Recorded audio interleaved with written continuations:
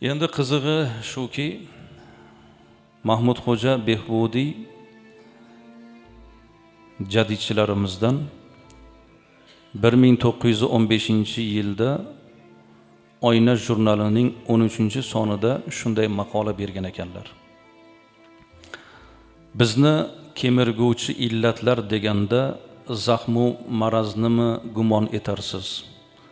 Yoyinki sil yoki mahovni o'ylarsiz? Yo'q. Andan yomonroq, andan ham jonxarosh bo'lgan, xonavayron va g'arib etguvchi bir dard bor.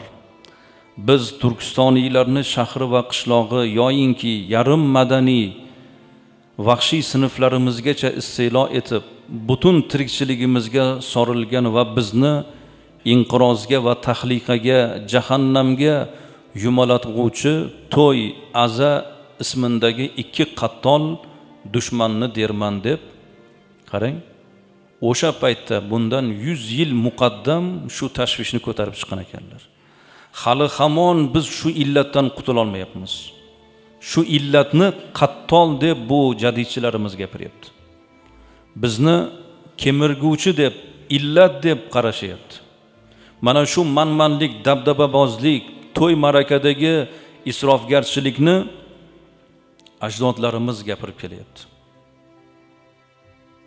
Mana shu narsalardan biz endi to'xtaydigan vaqtimiz keldi, azizlar. Dabdaba, riyokorlik, xo'ja ko'rsinga ma'raka tadbirlarini o'tkazish illatlari haqiqatdan jamiyatimizni tak tuguridan yemirguvchi illat.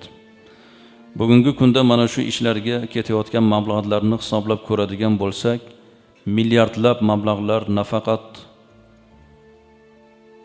havoga uchyapti, balki isrof bo'lyapti. Biz ne'matni zavol qilmoqdamiz. Shu mablag'larni farzandlarimizning ilmi ma'rifatiga, ularning kasb-u koriga, kelgusida yaxshi yashashi uchun sarflasak, qanday ham yaxshi bo'ladi.